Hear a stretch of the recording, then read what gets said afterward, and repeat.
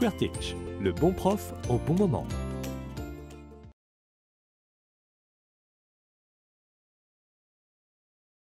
Donc, ce que vous allez faire, sur base de l'annonce, vous allez avoir la personne au téléphone.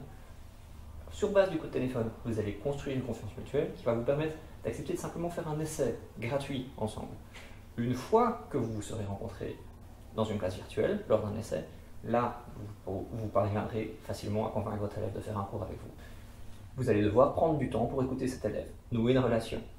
Ayez une conversation téléphonique avec cette personne d'au moins 20 minutes. Comment faire pour avoir une conversation téléphonique longue?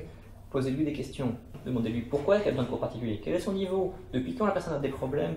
Est-ce qu'elle a des problèmes dans d'autres matières? Est-ce que c'est un problème lié à la matière ou au professeur? Est-ce qu'il faut plus d'exercices de la théorie? Posez des questions. Plus vous en saurez sur l'élève et éventuellement sur le parent qui vous appelle pour l'élève, plus votre relation avec cette personne sera établie, plus ce sera facile ensuite de la convaincre d'essayer de faire des cours particuliers avec vous. Vous devez convaincre au moins 30% des gens qui vous téléphonent de faire un essai avec vous. Si vous vous rendez compte que ce taux est inférieur à 30%, si vous avez 10 appels pertinents et que vous n'avez pas réussi à en convaincre au moins 3 d'au minimum essayer de venir dans une classe virtuelle avec vous, à ce moment-là, contactez l'administrateur pour lui demander un coup de main. On fera des jeux de rôle téléphoniques avec vous afin de vous apprendre à gérer ces entretiens téléphoniques. Une fois que vous avez quelqu'un en essai, à ce moment-là, c'est gagné. Vous pouvez vous dire, oui, mais il faut encore le convaincre de faire des cours particuliers. En fait, non. Une fois qu'une personne vient faire un essai avec vous, elle va automatiquement prendre des cours particuliers payants avec vous par la suite. Dans 90% des cas, il n'y a aucun problème, un essai donne un cours particulier. Ce que vous voulez, c'est de l'amener dans la classe d'essai le plus vite possible. Ne prenez pas un rendez-vous pour la semaine prochaine, faites-le immédiatement tant que vous avez la personne au téléphone. Demandez-lui si elle est près d'un ordinateur.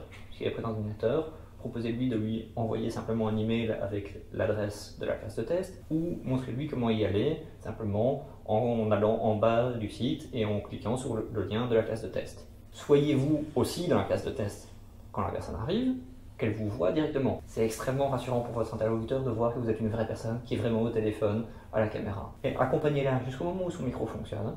Une fois que son micro fonctionne, que votre micro fonctionne, que la conversation peut continuer comme ça, vous raccrochez le téléphone. Une fois que vous avez fait ça, vous avez un élève. Une fois que vous avez un cours payant avec un élève, vous donnez votre cours.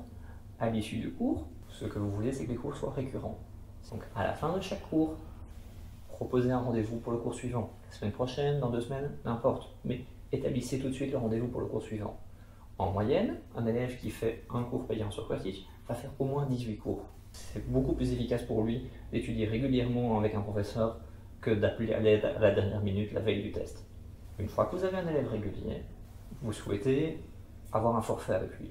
Un forfait, c'est un paquet de 5, 10, 20 cours que vous pouvez lui proposer, moyennant une réduction que vous définissez vous-même. Ça peut être 10, 15, 20%, c'est à vous de décider. L'avantage pour vous étant que les cours sont déjà réservés à l'avance, votre agenda est déjà programmé, vous savez quand vous avez cours, à quelle heure, quel jour. C'est beaucoup plus simple à gérer. L'avantage pour votre élève est qu'il obtient une réduction, ainsi c'est du gagnant-gagnant. Une fois que vous avez un élève avec qui vous avez déjà donné beaucoup de cours, ce que vous voulez, c'est qu'il vous recommande. C'est essentiel.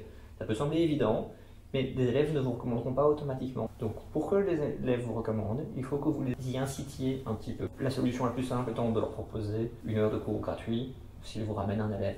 Ainsi, vous avez de nouveaux élèves qui viennent faire des tests avec vous, et donc de nouveaux élèves, et la boucle est bouclée. Comment faire pour multiplier le nombre d'élèves que vous allez avoir, et pouvoir ainsi remplir votre emploi du temps? Multiplier le nombre d'annonces, simplement. Vous avez au minimum un élève par mois, par annonce. Si vous voulez avoir 30 nouveaux élèves par mois, mettez 30 annonces. Si votre téléphone ne se met pas à sonner rapidement, c'est probablement que vos annonces ne sont pas de bonne qualité et qu'il s'agit de les revoir. Pour ça, n'hésitez pas à contacter l'administrateur sur QWERTY. QWERTY, le bon prof au bon moment.